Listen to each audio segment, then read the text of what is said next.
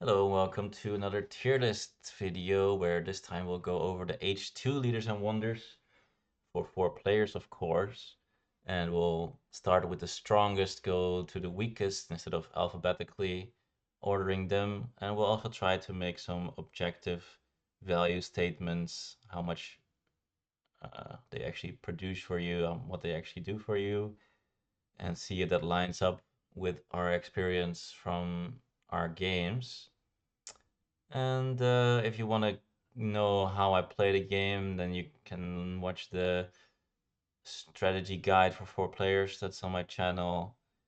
Um, but mainly, it's a very nice economic heavy game plan for H1 and 2. And then H3, I can go for a big war or get some late game culture. Um, so that's like a very brief way of saying how I play. So let's just jump into it. And I definitely have a favorite, and it's Alfred Nobel. So let's see. Definitely my most picked hero leader that I liked at the start and I still like, which that's definitely is not the case for all of them. Alfred Nobel is of course at his peak at the start of H2, and that is because he does give a flat bonus, doesn't scale partially, but also it's his bonus is the strength bonus is especially actually. I mean both of them, but the strength bonus is even more clearly um, the strongest at the start of H2 because if you're at the end of H1, people are usually stalling out their strength by the fact that they lose their 2 yellow tokens and they often don't produce any food. Maybe they have some irrigation, which will be a little bit slow. And so they stall out at maybe like about 10 strength. And then if you push 2 more strength, it's incredibly difficult for them to get, yeah, to catch back up. So if you're a little bit weaker by like 2 strength, like often the difference between the strongest and the weakest is about 2 strength, like maybe 9 and 11. And so if you're on 9, but and you don't really have a good way to increasing your strength, just going to 11 with Nobel suddenly is super sick. It's basically kind of why I sometimes like to take the Himachi Castle or Itachi Castle. Um, because, sure, just because it just gives you the 2 strength. A little bit same with the Great Wall, but the Great Wall is doing, it keeps giving you more and more strength. But yeah, the castle just gives you 2 strength, which is just kind of exactly the amount that you need to push yourself over the edge. So this 2 strength at the start of H2 is extremely important. And then of course to science. I mean, if you're also going with the like if there's like a relatively big military push in H1, then everyone in the economy is repressed. So then this 2 science will be extremely big boost to maybe actually get you into the early H2 government, which of course extremely like it's like that's like the highest priority kind of. And yeah, even if you're in alchemy, having 4 science per turn is already quite nice. But going to 6 is like not even any diminishing returns. There's so many beautiful technologies. Like, there's like the code of law of H1, there's strategy, there's architecture, there's even navigation can do a lot of things. But it's usually not something you just have the luxury of playing. Maybe developing a military tech or just in general your coal and other things. There's so many techs that you can pick up.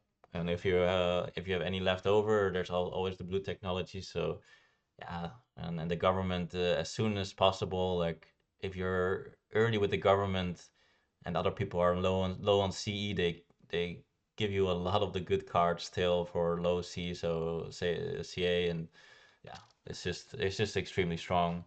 But even if you pick this up like halfway through, and by the way, if it's early for 3 CA, I just take this like sort of insta snap, like just take it off the top.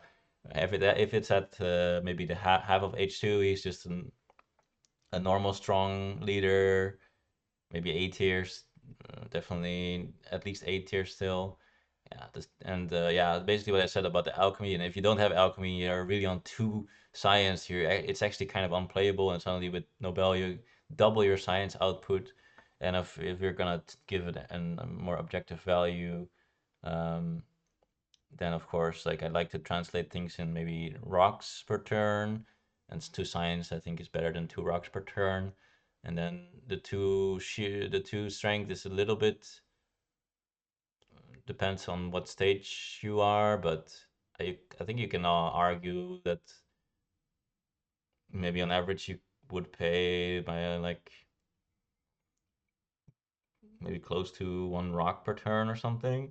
And especially at the start of H2, you can definitely see if you have the choice between a rock and two strength. I mean, you have like the Saladin, right, which gives you two strength or a CA, then you kind of always pick the CA, and the CA is worth maybe like 1.5. So it definitely has to be less than 1.5. But sometimes the two strength is worth it, even if you play Saladin, but not that often. So probably a little bit less than one. Maybe we can say half a rock. That's definitely good, and then two science. So at least 2.5. Uh, maybe close to three.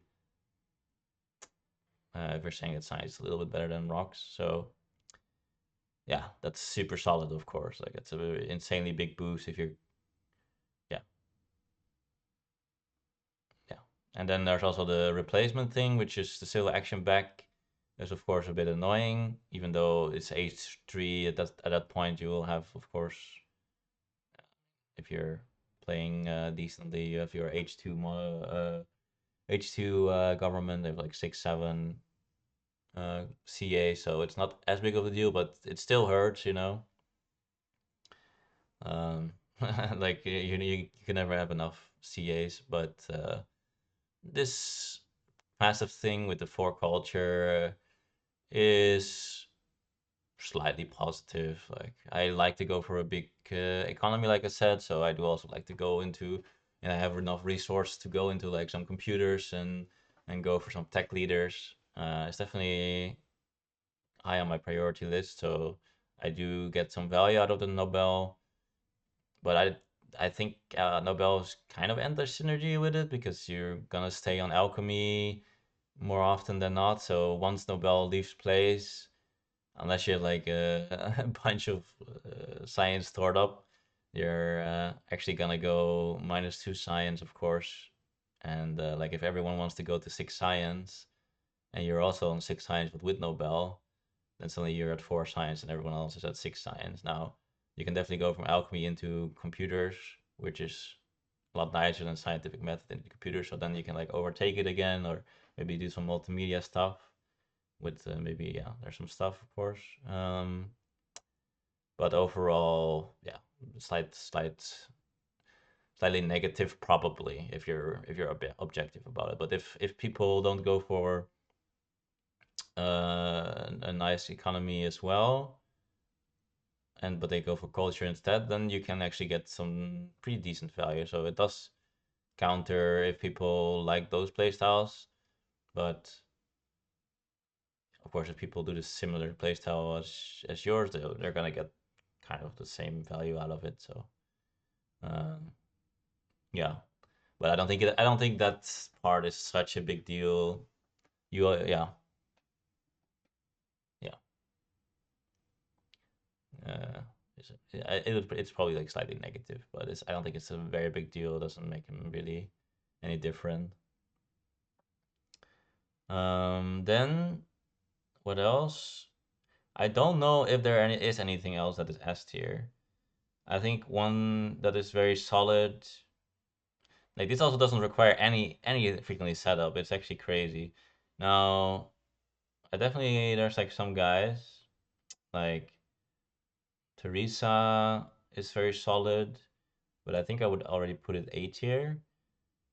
But it could still be S tier. But Nobel is like their its own tier, you know? Like if I put Teresa, I think Teresa might still be S tier, but I think Nobel is actually yeah quite a quite a bit stronger just because Nobel doesn't require anything. Like Maria Theresa is as strong as Nobel, but you do need like selective breeding going. Like if you start with irrigation or like the thing, right, the ocean liner. If you start with irrigation, then you already can't really do this so well unless you get like triple irrigation, or maybe get some nice yellow tokens or something. Actually, your irrigation can go a bit further. But otherwise, you do need to wait until you get your selective breeding copy, and that can take a while sometimes. Sometimes it's really just at the end of H2 that you get into that, and then you don't get this science, and then you also don't get extra military units, as in having the food for extra military units. So you have to rely only on upgrading units. So then it can still work. Depends a bit on the timing. If you actually have some science already for military tax and stuff. So it's never you. Yeah, it's never really. If you don't have selective breeding, it can still do something, but yeah. And then let's say you do have selective breeding, then Sali Maria Theresa is definitely S tier, probably. Definitely, probably. Because it's like, yeah, one science per turn, and then you're very often one of the two weakest. And making like one military unit per turn is, or upgrading it is kind of nice usually if you have like some conmon with four like for military actions, then using one every turn is nice to still draw three, stuff like that. But if you're on Republic Ball, I mean, you still need to make some units at some point. So, but yeah, it can also be annoying if you're just like really definitely like the strongest. You're like actually like +8 on people. You can't really maybe put an aggression on them, but you're just getting like one rock per turn, maybe one science per turn. And honestly, I mean, if and then of course it is a little, yeah. Are you really gonna build another unit if you only get one discount? You know, so there's some, yeah, there's some caveats here. But overall, if you get selective breeding out, you get one science. Well, let's say maybe two rocks per turn, so that's already three. So that is slightly better even than Nobel, with also the culture. So, but if you don't have it, then you're getting more like maybe two, maybe 1.5. Um, but overall, maybe I put A. But I mean, the other thing is it's because there's so many bad ones that I almost want to rate this higher. But A is still high anyway. Yeah. And the other thing is, I guess, if you don't have selective breeding yet, sure, it doesn't do it right away, but you will get selective breeding at some point, right? So even if you don't get the selective breeding right away, you will get the full value. It's not like, oh, I don't have selective breeding, I don't get full value in the whole H2. So, oh, you know what? I think it's okay probably to put an S still. It's like a low S, and this is a high S, but I think can still put an S maybe. And then I think just extremely solid leader is just like Isaac Newton. Um, I've actually, it's like I think there's like a little trap with Isaac Newton where you're like, oh, I have alchemy, and this guy skills of your lab or library. So if I have an H1 lab, then I cannot pick this, right? Because I mean, I can have one science per turn extra. So if you lose one science per turn on a leader, that must mean he's bad. This is kind of sort of like the automatic thinking that I had, and probably many other people have. But then like I don't know, like a few days ago, I was like, yeah, but how much does he actually give you? It's like, okay, one science per turn. you have alchemy, you have 5 science if you don't count any wonders or any uh yellow cards that give more science. So at least 5. That is already, well, getting very close to 6, and 6 is basically around what a uh H2 technology costs. So you get 5 or 6 science per turn already. So you kind of just get a civil action per turn. Maybe you lose 1 civil action if you go into your government. But there's also a little bit cute thing with the government where you can have the Newton in play, and then you get your government in play, and you get your technology spent your or you get 1 civil action back from that, so you can actually do something still after doing the revolution with with Isaac Newton, which can definitely be worth it. Um, so so if that's true, then you get 1 civil action per turn and 1 science per turn. So I mean, if we say that science is a little bit better than a rock, and I say that a civil action in H2, yeah, should definitely still be at least 1.5 rocks, because you can take yellow cards that are like 3 costs, sorry, 3 rocks. So there's like a funny thing where, like, okay, maybe if you after you get like Republic or Conmon, then there's a little bit more diminishing returns. If you don't have that yet, then this is like maybe close to 3 rocks. But if once you get the Republic, then sure you can, mm, like your last civil action, you have to think about this as your last civil action that you spend, right? Your last civil action is probably gonna be like taking a yellow card from the 2 cost civil action part. So then you get back to paying 2 civil actions for like 3 rocks. So then you kind of go back to 1.5. Even though you get better yellows, you have more civil actions, so you will more. It's less likely to take it from the first part, where if you get a civil action in H1, you're such low in civil action, so low in civil actions that you can actually take cards from the first part more often, even though they only give you like 2 rocks. So funnily enough, thinking about it, I think it's still around 1.5 in H2. So I mean, it's also kind of convenient. So that is like 1.5, and then the science is a little bit over 1. So that's at least 2.5 again. Yeah, no, I mean that is already crazy. That's like 2.5.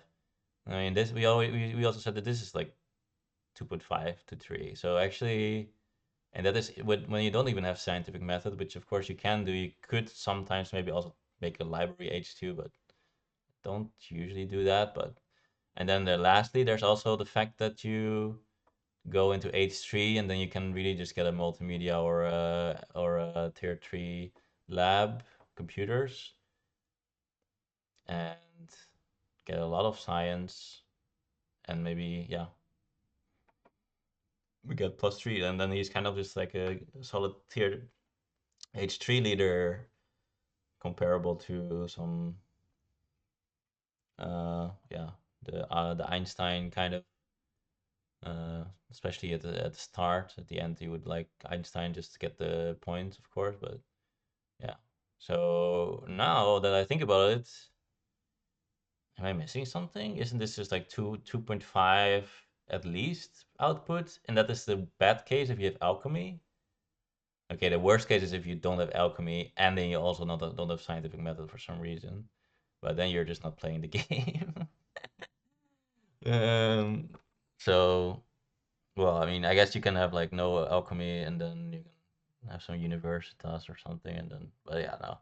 No, I mean, generally, no, I mean, even, yeah, that's what I'm saying, right? Like alchemy, you get still 2.5 per turn. That's super sick. That's basically Nobel, and this was also something like that, right? Yeah, like 3-ish, 2.5, and then some, yeah. I think this, yeah, this is also S tier then. Yeah, okay, great. Oh, that's very good. Yeah, this is why I like to make these tier lists, because I also discover some things. And that's why it's good to look at more of the objective values. Like, I mean, the values don't lie. Of course, you need to think about also, like, it's also very easy to theory craft and then just kind of miss the practicality of some things, right? It's like, oh yeah, you hear, oh yeah, 3 rocks per turn, but you don't actually really have a good feeling unless you play how often you actually get the 3 rocks. And when there are like spots where you get like maybe nothing out of Maria Theresa because you're like just the strongest and no one is gonna fight for the strongest, and then it's like, oh okay, well, I don't have any food and I'm the strongest, okay, I get like nothing, you know. So it is important to have the experience, but then it's also important that you don't that you try to make the objective value a little bit, because yeah, like I said, it's easy to trick yourself by thinking like, oh, alchemy, you lose value, must be bad, right? That's like kind of how games usually work. It's like, oh, if you don't use the full value, then it's probably bad. But you know, that's not always the case, and I think this is a good case of making that mistake. Um, then the next one is one that I can't really rate, but I love a lot,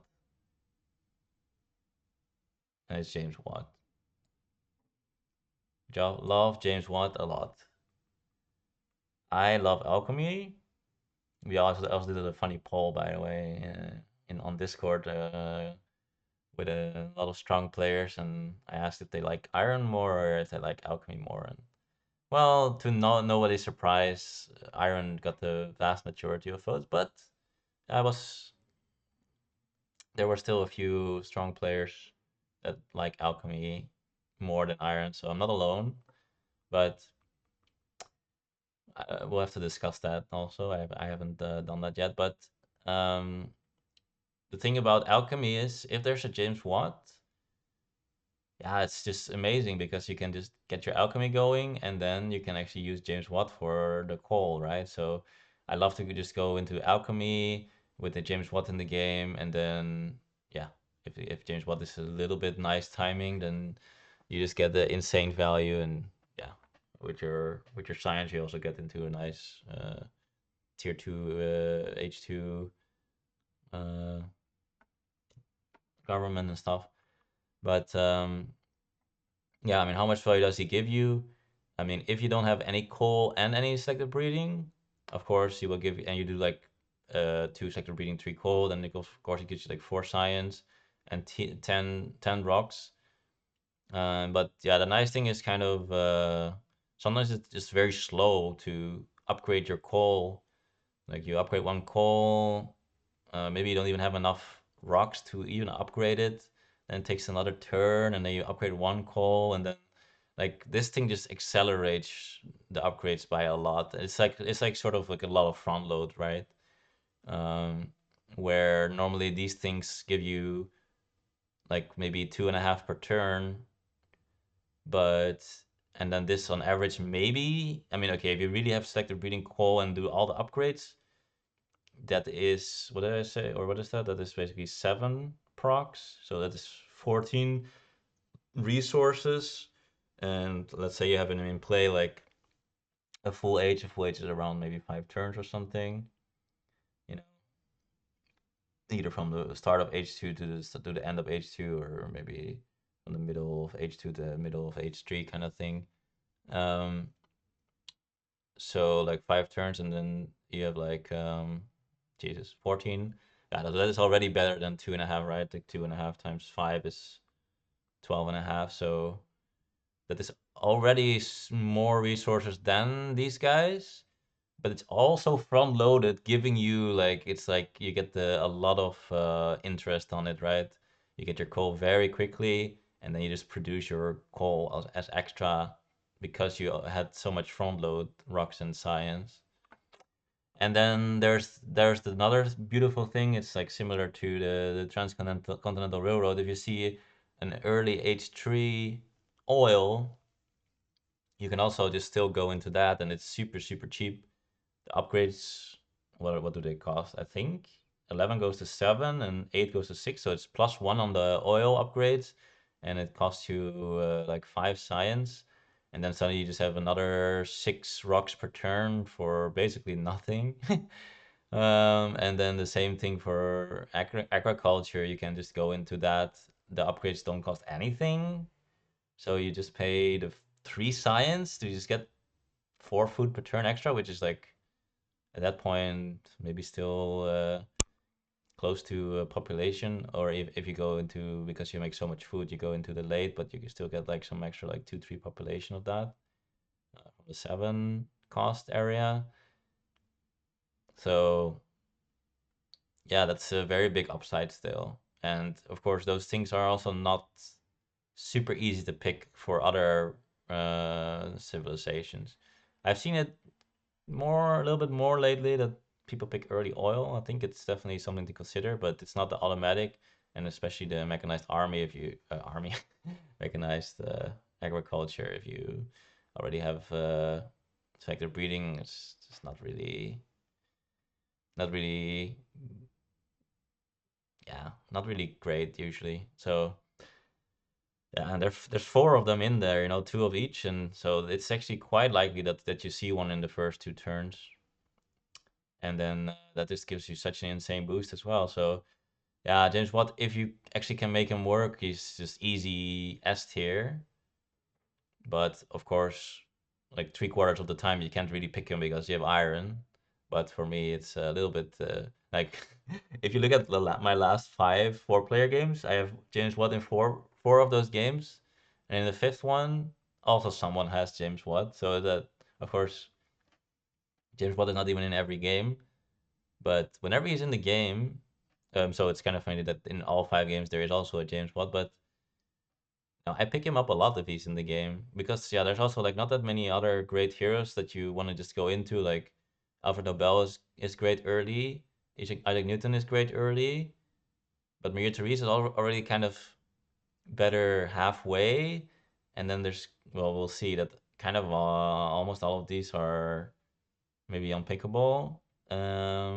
So it's also kind of automatic that you can wait for the James Watt, and then even if you pick up an early call, maybe you have something else to do, or maybe you're like, ah, I can maybe wait one more turn. I mean, usually you don't really wait with the call if you just go into the call. But even if you take the call, you play the call, you upgrade one call, you can still go for the James Watt even then, right? If the James Watt is a bit late, you still, you can use him sort of as a transitional leader. You take the second breeding, you just upgrade 2 times, get a call. And what I also often do is, by the way, yeah, if you have James Watt anyway, why not just make a third selective breeding? Yeah, why not just play a third call, right? If like early iron is so good, yeah, if why not just make a third selective breeding? You get the resources back, the population that you put into it back super quick. So it's just kind of works. So yeah. So yeah, with that, with all of that, I think he can live in A, even though you can't actually pick him more than 25% of the time because only like 3 out of 4 times you have iron in a way. So this is kind of impossible to rate in like a normal manner. Like these things, just kind of just pick it. But I think he deserves A. But yeah, super super strong. Then it's difficult. I definitely think maybe we're going to beat here, and I think like Napoleon is like solid enough. You have like this 2 strength here. If you take an early Napoleon, and you have like maybe 2 military, you get like +4. It's a big boost, and people can't really keep up with that. So you can win any strength event. It's probably not enough to really go for aggression stuff, but if you do get a cannon, then you get like +6 strength, which I do like to do because I'm Napoleonic army, of course, and then get Napoleon, and you can definitely do some stuff. But yeah, it's just for me. It's usually when I'm not doing so well, I pick this because I desperately need like the strength, or for example, if I'm like running with Jan Ziska or something, and uh, once my Jan Ziska is gone, suddenly I don't have any strength anymore. I'm like, I kind of need to take this Napoleon, otherwise I'm like vulnerable for a lot of stuff. So it's usually more out of desperation than a position of strength where I'm like, oh, I'm so strong, I'm gonna take Napoleon to even push more strength. Now I don't. The +4, I mean, it doesn't make a difference if you're already kind of strong. Like it can, of course, yeah, it definitely can, especially if you go into the triple unit, yeah, if you get Napoleonic army kind of stuff, but it's not, yeah, yeah.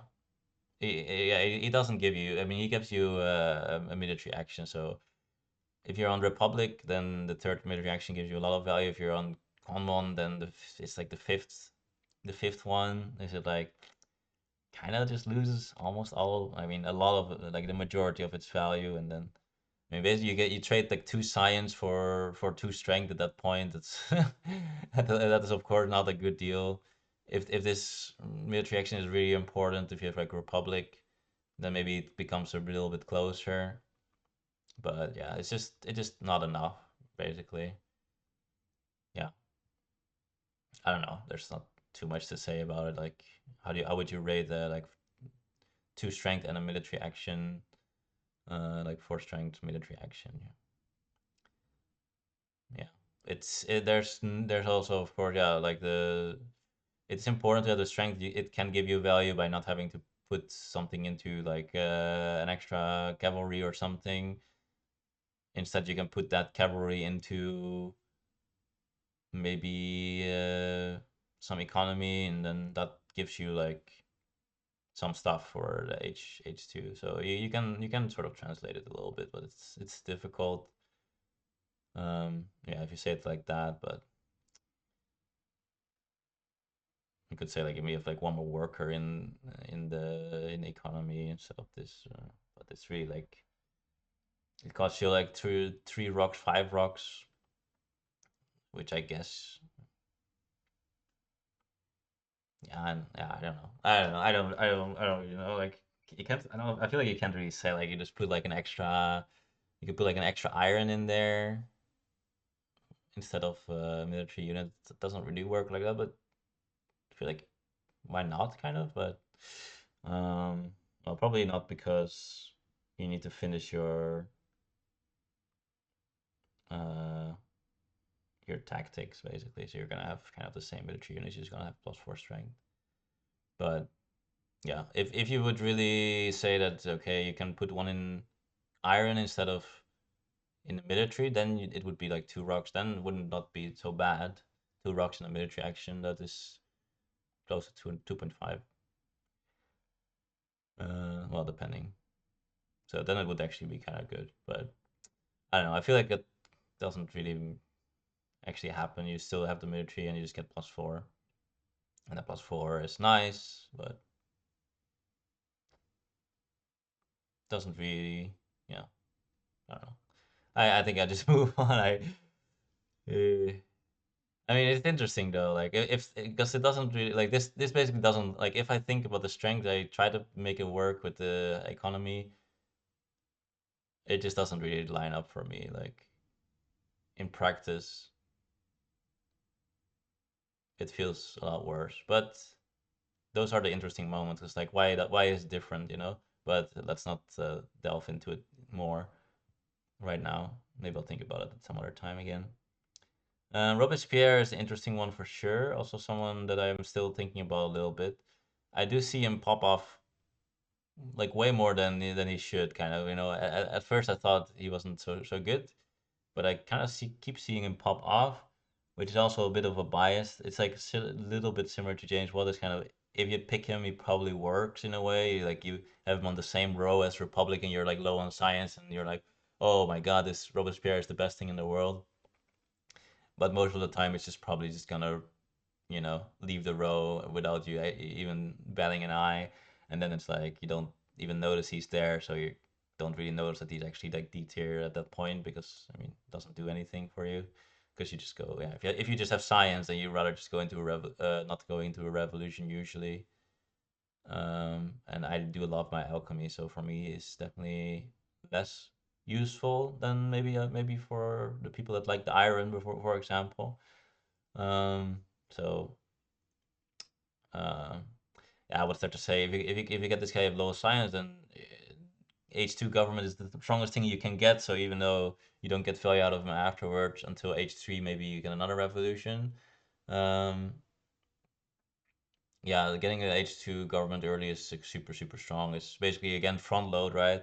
Like we talked about when you get front load, then you can do a lot of stuff early, which just kind of generates you value along the way, like some good interest. So and then if you didn't get H2 leader and H2 government at the end, and you can just get into Robespierre, you do that, and then you immediately go into the H3 leader. Then you, of course, is also a nice transitional leader, and there's really some really sick like communism for like one science. Like I don't know what's the big deal. What's the deal about that? Like one science, and then if you really get that, and there are quite a few, like of course there's four, and but democracy costs a bit more, but fundamentalism only costs five. But it's a bit weird fundamentalism sometimes, like you do it because you have low science, and then you get fundamentalism, then you go -2 science. Maybe it's not the best, but yeah, of course the military action when you actually go into the republic is like super nice. And but yeah, basically, if you actually get into H2, H3 government, especially if it's like communism, I guess mainly communism, but maybe still fundamentalism, arguably, getting in tier 3 government over tier 2 government is basically giving yourself like on average like a 1 CA plus an MA. So if a leader gives you 1 CA, 1 MA for the rest of the game, for just a bit of science, that is of course insanely strong. Because often if you go into H2 government, you don't really go to H3 government or very late for some maybe some democracy if it's some science left over. But so yeah, he definitely has pretty solid potential. I feel like I need to get a little bit lucky maybe on the NH3 to get a revolution. But no, actually, he definitely pops off like quite a bit, and he's actually strong then. Um, it happens, yeah. But like not that it's not that uncommon. I see it happen actually relatively often. So I think he can be beat here because yeah. Well, yeah, still a lot of times you cannot do anything with him. But you can definitely do some pretty strong stuff. All right, now we're going to getting to the fun stuff, which is all the garbage. And this is definitely a thing in H2. There's like mainly these three that are kind of always good, and then there's James Watt that is very or like it's just situationally very strong. That's why I like to play into him because then it's only more options. Um, and then you have like these which are like okay. I mean, this also depends again, and this like okay, kind of always like okay. And then you have all these that I would say are usually not what you want, but Darwin is like maybe okay, but I think I will put him at C tier because like I don't know, I didn't do the math, but I feel like maybe like 60% of the time you have like a free tempo, and then it's kind of already unplayable because you always kind of use this happy face perfectly in H2, and then losing at happy face is usually extremely annoying. Suddenly you need like an extra worker into a happy face building. So yeah, it's just extremely annoying. And then the science over the culture, I don't really care too much about. I don't have any libraries ever, so I just usually have just like two labs, so like two culture per turn. It's like, okay, cool, but it's not really my what I care about. Then the civil action, of course, is about one per turn if you have some decent science. If you have two alchemy only, though, that's not even, which is actually kind of what happens a lot, right? Where you have like four science. So they can't even take or you can't even make one technology card per technology per turn. So it's not even giving you one civil action. So like Newton also makes the science, so it's really getting a lot closer to already getting one per turn, going to like five science instead of four. There's a big difference. Um, so like these actually give you the same amount of civil actions, but except this gives you more, and this gives you one science, and this just gives you some culture, which is so this is kind of like Saladin if you really think about it, and that is yeah, isn't it? I mean, yeah. I mean, you could save up some. I think. I mean, I don't really see it actually. Am I missing something? So the nice thing is, no, I don't know. You just get one civil action. I was like, yeah, you just get one civil action, not even, unless you really clog your hand with technologies that you can't really go into until much later. Which I mean, it's not. It can be nice if you want to just grab the cannons and the cavalryman. I think that would be like the best use case to grab extra technologies that you don't really need, but you would like that you don't go into. Um, but still want to pick up because you want to be flexible. So this would be like some extra, but other than that, I mean, you're not denying anything, so and you don't really care about the culture too much. You care more about building up your economy, and then the happy face is like plays way too much. So that's then it's with the tempo it's D tier. Without the tempo, it's probably not even B tier honestly. So it's like C tier at most, I think. Well, yeah, interesting. Yeah, this one is actually worse than I thought. I thought this thing was maybe not so bad, but even if he works, as in he's not so bad if you do not have the tempo, but if you do not have the tempo, you really need like scientific method, otherwise you don't have the science to actually even get one civil action per turn. One civil action is Saladin. Yeah, and again, I don't really care about the culture too much. Yeah, it's like super sad, no? That's crazy. Yeah. Yeah, because I mean, it looks nice, right? You have him in play, and suddenly everything looks like it's cheap, and you're like, oh, I can take everything. Oh, I can take so many things. Everything is free. But then you actually realize you just take like one thing off the row every turn. It's just one action. So this is another trap. I feel that for me at least, I'll just speak for myself. I think this guy is very like can give you some nice dopamine. You can see like a lot of these cards being one cost, two cost, and like, oh wow, I can take everything for free. But if you don't have the science, you're not taking more. Okay. Yeah. So yeah, C tiers where he belongs, I think. Um, Similarly, like the two science with not a lot of stuff. You can, if you're strong, it's like sort of like a transitional leader where you can get like one yellow token, everyone lose the yellow token. It's definitely something. And then military action is yeah, again, if you have a Republican can do something, but it's definitely not one that you want to just take at the start of H2 because it just doesn't do anything. Like, if you look at this guy or this girl and Jan Ziska, right? You get the military action, but Jan Ziska gets two culture, but also often three culture, and then Jan Ziska just gives you some giga strength per turn. So Jan Ziska is just in general stronger than this, but except this gives you like a yellow token one time, which I don't really want to think about how much it is. It is of course something for sure, like a big deal if you take take away one yellow token from everyone and get one for yourself. That is a difference of four, but I don't know. I don't really want to think about it, but yeah, it's like, and then maybe on average you only get two, so that's like three. But I mean, three is like a vast area, but I don't think you can see it like that. Like there's no way. But yeah, that's yeah. I mean, this doesn't really do anything. Yeah, doesn't solve any of your problems. Basically, that's another thing, right? Like Nobel solves your problems, Maria Theresa solves your problems, Newton solves your problems, James Watt solves your problems. Napoleon also solved your problems, but only yeah, it's not really in a great way. Um, and Robespierre also solved your problems in a way. Catherine just doesn't do anything. I mean, Darwin also kind of. And I mean, okay, Gaudi, Cook, Bach, Shakespeare, they're all the same. Bach is the best if you really want some order here. Probably, maybe, probably. But Um, yeah, I don't know.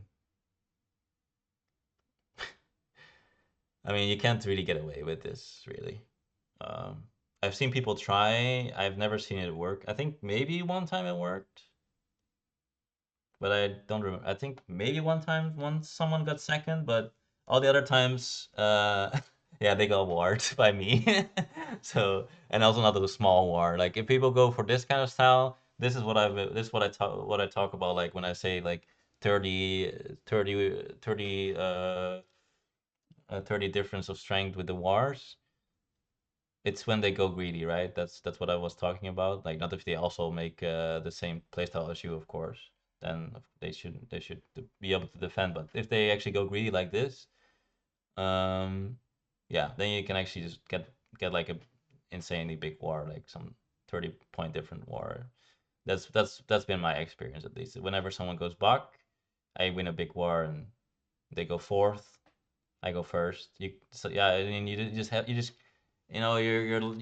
light up. It's like, oh, this is a big target. You're ahead in culture and you're weak, so it's like everyone wants to attack you. Like it's like, yeah, nice target. And I mean, I've been playing a little bit of two-player now, and I already feel like you pick some Shakespeare, and they actually go for a big economy, then it's already hard to handle one versus one. Now imagine there's three other people and they can all do it. Like someone is gonna get a sick tactic, someone is gonna get a big war. So I just don't see these work. Cook, if you have Suez Canal and you have seeded some stuff, then but it's pretty rare and usually not so strong. Gaudi is just it's just these are all just mostly culture leaders, and uh, I just don't see them ever work. I've never seen them work, kind of. There was one Gaudi game, actually not pretty recently, with Ipogi, where he took advantage of my scientific, uh, like the pact, right? Like I offered him the pact, and then he went to do Gaudi, and I didn't really see it coming because Gaudi is not even on my radar. And then he actually had like Gaudi with the scientific pact, and then he made a lot of things, also H3 things, and then he got the science impact, the impact of not the impact of science, but impact of like technology, I guess. Maybe that's what it's called, where you get points for every H3 tech you have. Then you got a lot of value out of this, but that's extremely niche. Yeah, I've seen some people try Bach, so I've never seen it work. Maybe one time someone got second, but yeah, I already said that. But I think every other time someone got everyone got fourth with Bach. Shakespeare, I haven't even seen people try. James Cook, it's very rare. And then when you pick it, it's kind of, you see it like maybe like two technologies, or like two territories, and there's like some Suez Canal in the game, and where you already have like four territories, and then you actually give you five culture per turn, which is a lot, but yeah, still doesn't solve your, well, I mean, getting colonies solve your problems in a way, but yeah. Yeah, these just make culture don't do anything unless very specifically something happens, which I think is just good to put them in D tier. And then we go to now. Yeah, like I said, I think there's so many bad leaders that very often you only have like two or three leaders that you actually are kind of pickable. So yeah, there's a much higher priority to picking your H2 leader. When I think my H1 tier list, there was like this S tier and A tier was like full, like maybe like seven leaders or something in there. I don't know. I don't really remember. Like probably like at least six, and so yeah. And there's not that many. Like there was like, I think there's one D tier, and that is Genghis Khan on H1 if I remember correctly. So yeah, in H2 it's very important that you actually set yourself up for maybe a James Watt or a Robespierre, and just take the Nobel for 3CA, and yeah, just take the things, Um, but the opposite is true kind of for the wonders. There's usually yeah, there's the Wonder Switch is so high quality, but there's still also very bad ones. So it's also kind of great and bad in a way, but there's a lot of great ones. Like there's really game warping ones here. So I mean that's just I mean it's just obvious like Ocean Liner. Like why does it cost 10? Why does it make a yellow token?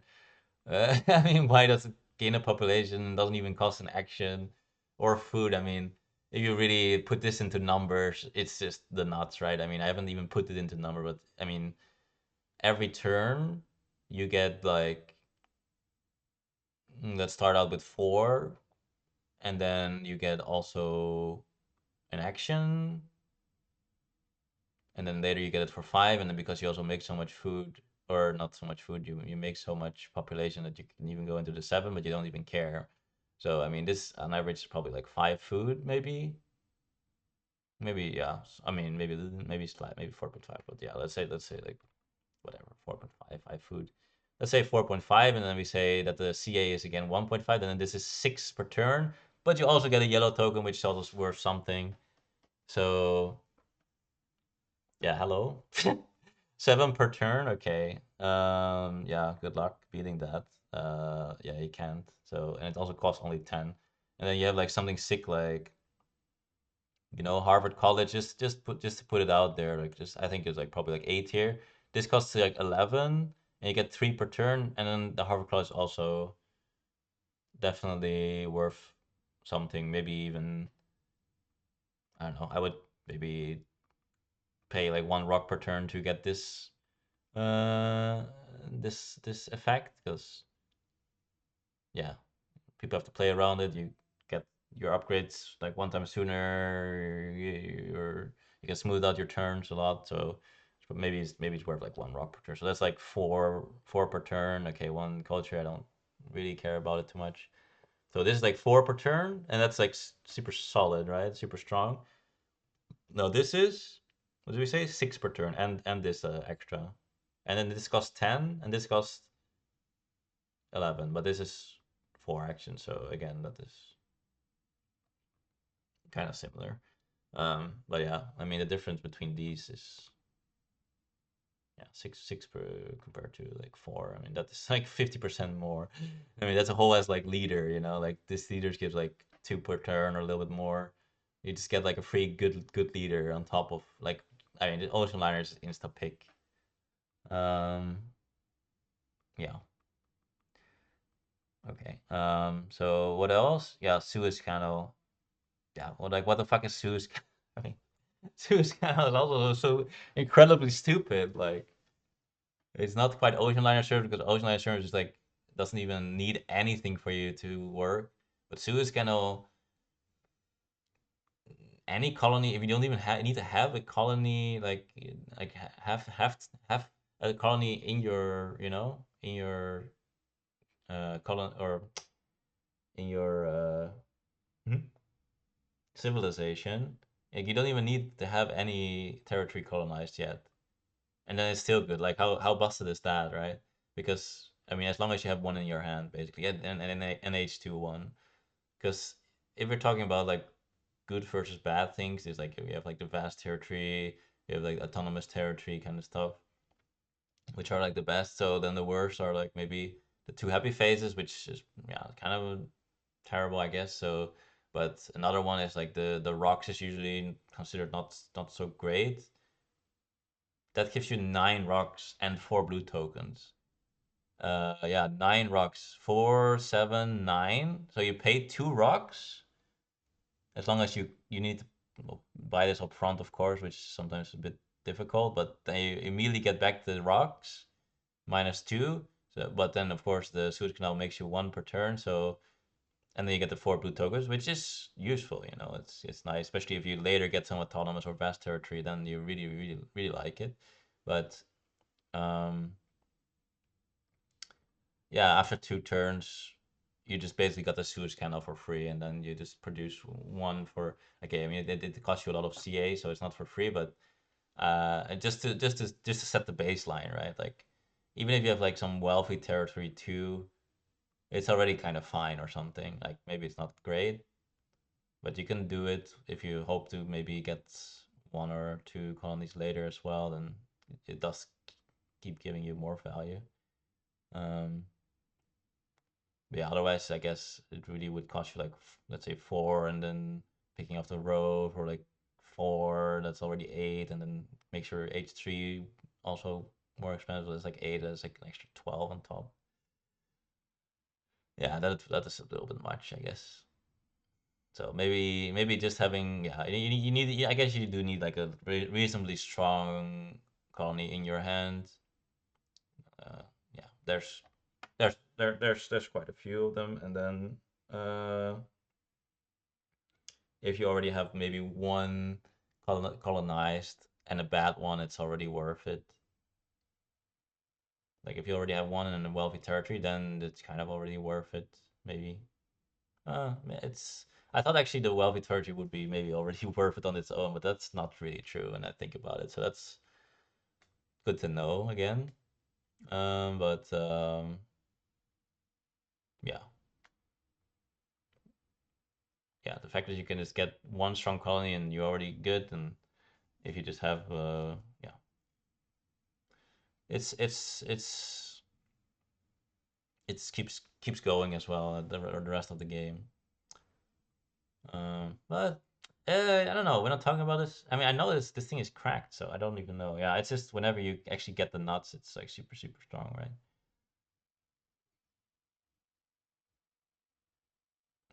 But it's not like you can just always click this. I guess you do need to. Do I mean, it can be S. You could also argue maybe A. Up. Yeah, it doesn't really matter too much. I mean, usually it's S for someone, right? Like someone is gonna take this and it's gonna pop, but not like Ocean Liner just pops for everyone all the time. So let's just put it in A, I guess. But I feel like this pops up like way more than like the Harvard College and stuff. So I don't know.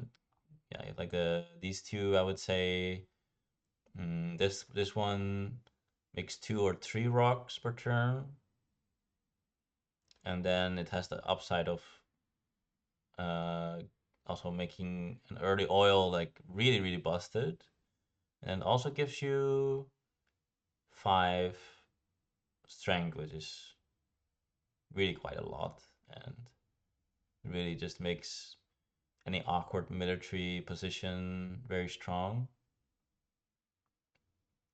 So yeah, if you're on iron, then it only gives you two, and this really kind of gives you well, we said like maybe close to four, but the five strength, we already said like if you had extra five strength, you can definitely get rid of one military unit, which maybe you can put into economy instead. So that on its own can also just give you maybe those two rocks per turn extra, and then you already had four again. And then you also have the oil upside, and it's kind of nice timing with the five strength usually. You don't have cold that often because usually three people have the iron. But the oil thing is really big though. Like again, if you see an early oil with this, I mean, your chance to win the game actually just went up by quite a big margin just from this thing. So that's definitely not to be underestimated. It's not like a little thing. It's actually like such a big swing that I actually like see oil and I'm like, I need to deny this or what? But it's yeah, maybe I should deny it more often, but it's not so great to take it for like 3CA when you can't really use it yourself.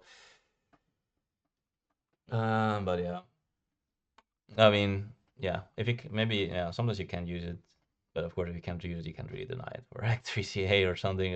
Like kind of impossible in four-player game, but yeah, that's like super big. With James Watt, of course, and then you get like 10 points if you get the oil with James Watt when when he leaves the game.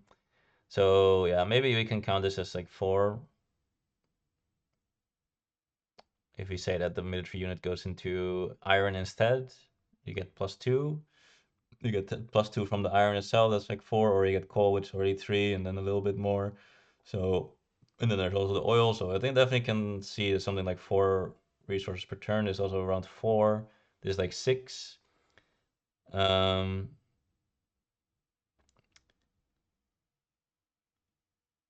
yeah, this is kind of really difficult to say, but I mean, when you pick it, it's usually 2 or 3, and then you get the territory itself, which is front load boost. You get like the 9 rocks, for example, front loaded. That's yeah, basically already on average 1 rock per turn on the rest of the game, but because it's front loaded, it's definitely more than 1. So it's like maybe also 2. So that would be also maybe 4-ish. Yeah.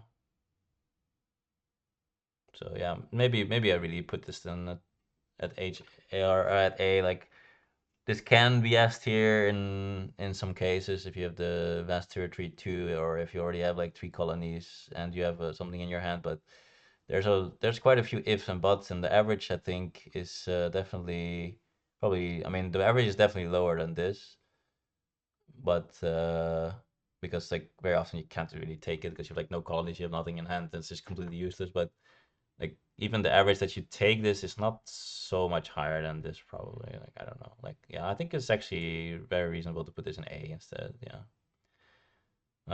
Then I like the Statue of Liberty a bit.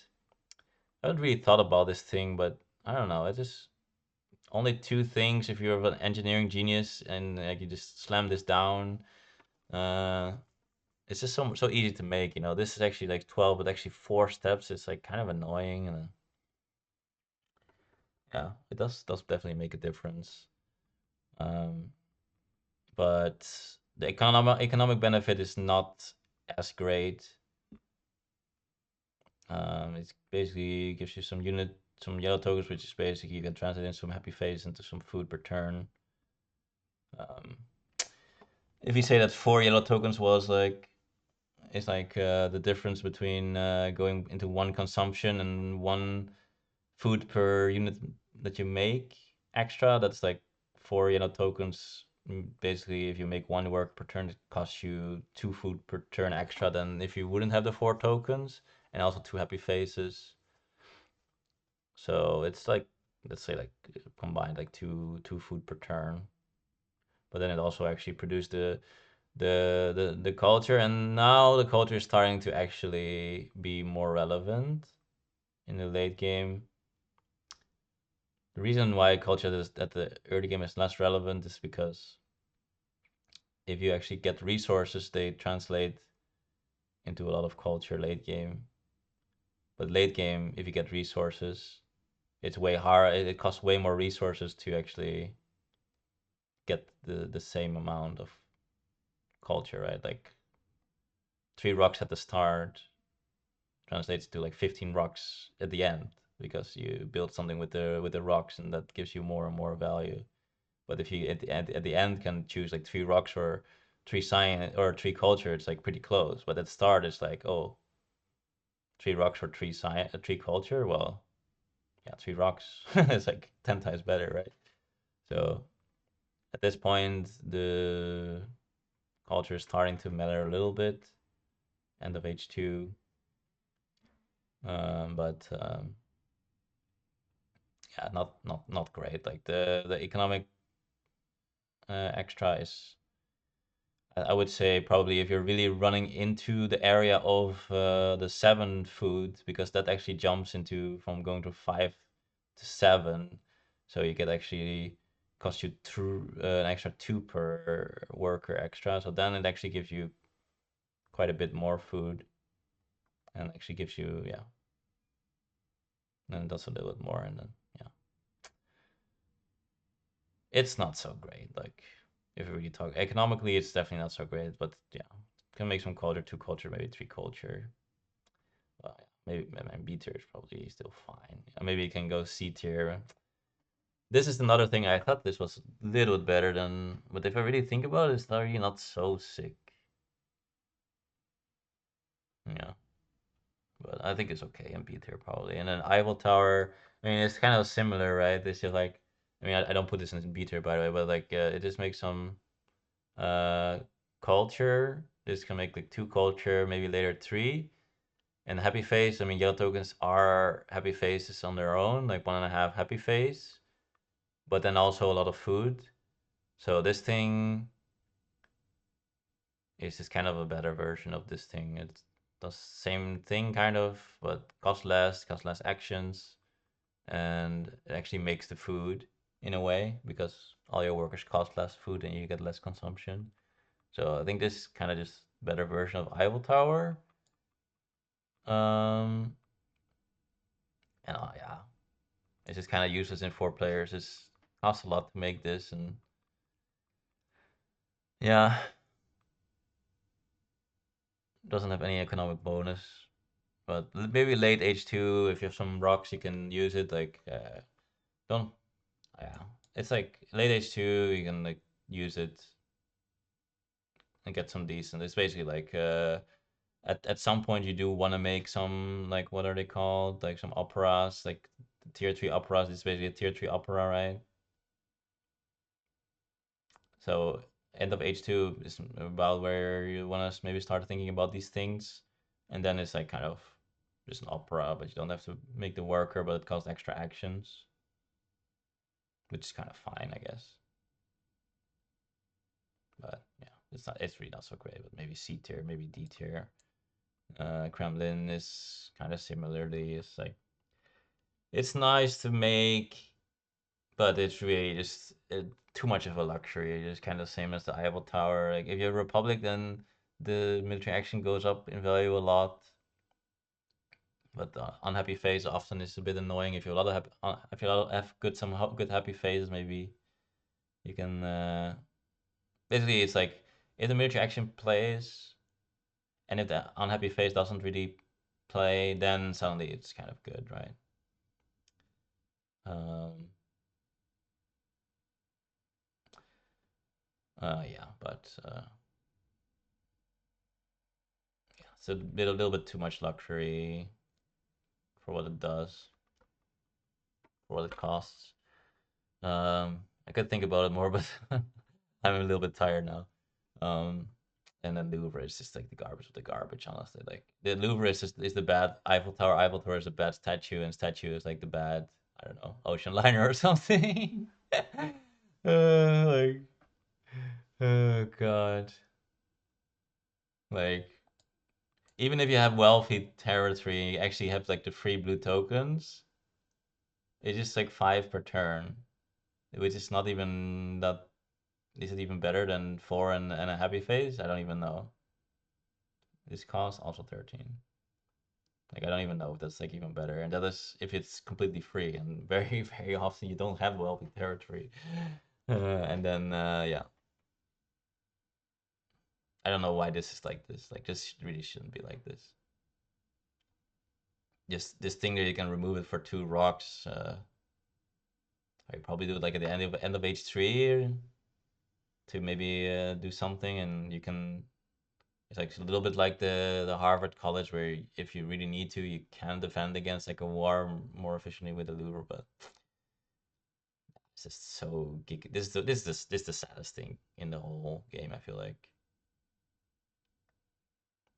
Okay, I guess we're through. Very interesting H2. A lot of bad leaders. A lot of great wonders.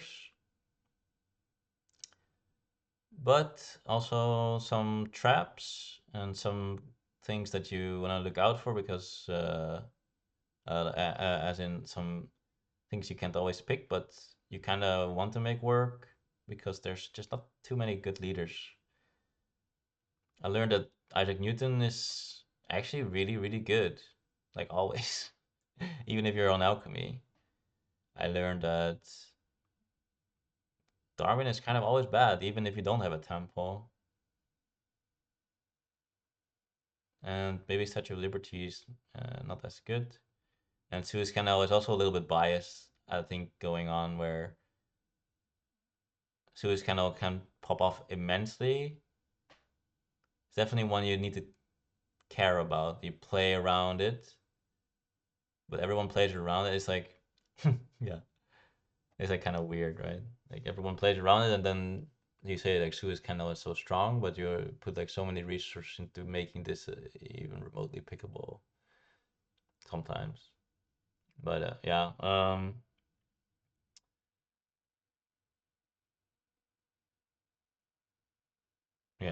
But yeah, I think it's a little bit biased to the Suez Canal where you see like, oh, someone has like, some vast territory too and takes the Suez Canal and has like three other colonies, and then this is like the best thing in the whole game.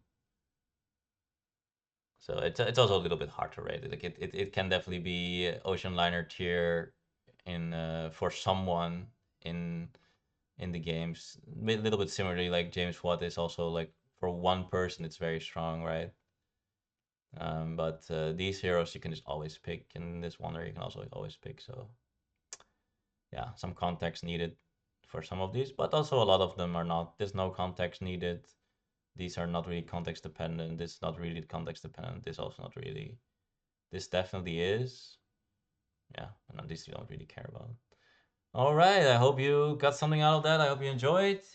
I like this a lot. Like I love talking about the game first of all, but I also this actually definitely makes me a better player when I do this, and it's hard to just do this on your own. Like if there's no real purpose behind it except for just theory crafting, really just taking the time to sit down and think about some like deeper theory crafting ideas is yeah not something yeah that comes very naturally. But if I do it like this and other people can enjoy it and take something away from it, I really do enjoy doing it. And then yeah, I think there's a very I think it's very powerful to do this kind of thing from time to time. I think that really it sort of condenses all the experience that you have, and yeah, I don't know how to say this. It's like when you play the games, there's a lot of ideas. It's like, oh, I feel like this could be strong, this can be strong, and then you really think about it, and then that sort of condenses into something that's actually more you can feel way more secure about it. It's like, okay, I have these ideas, but what do the numbers actually say, right? And if the numbers actually line up, it's like, probably this idea is actually also just correct. Instead, if the numbers don't line up, like for example, like Newton and I had some idea, okay, this actually did line up, but like for example, Darwin, I thought, oh, Darwin is, I think it's like reasonably strong if you don't have temple, but then the numbers just don't line up, and then you think like, huh, why did I feel like this was not the case? And then I'm like, very often there's some bias going on, which is one thing. Because like, oh, you see all like I said, you see all, oh, everything is one cost, everything is two cost, oh, everything is free, right? But then you actually think like, oh, what is actually happening? I only take one per turn, right? At most, kind of. I mean, sometimes you take like three, but then other turns you take zero, and like, so you have to think about like, why is there a disconnect? And sometimes like, oh yeah, I take one technology per turn, but no, actually I take way more because I have this military tax that I always want to take. So then there's like these things that you have to sort of play the game for. So it goes back and forth. It's very nice. You need experience from the game, and you need to theory craft or like try to get the objective values, and then whenever there's like a disconnect, you try to figure out where it lies, and then if both are both giving you the same thing, then it's usually just a very strong indicator that you're onto something. So yeah, I like this a lot.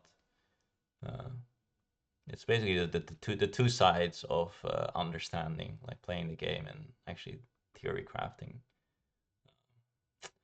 So I think it's also like sort of like a good thing to do after maybe like 100 games. I haven't really thought deeply about these things. Of course, while you're in the game, you're thinking about some things. It's like, oh, this seems strong, or this is like giving me this amount of value, a little bit like this and that. But really sitting down like this is good. But you can't just do this and not play games. But okay, so maybe in another 100 games when I do the next tier list, yeah, we can just sort of work with the new info that we get, right? Now it's like, oh, Darwin is actually sucking, right? Or Isaac Newton is actually good, and I play around with it. I'm like, oh yeah, I thought Newton is good, but actually I didn't think about this thing that actually happens in the game very often, because it's hard to come up with every situation that's actually in the game, right? So then in 100 games we'll see if we come up with some new insights.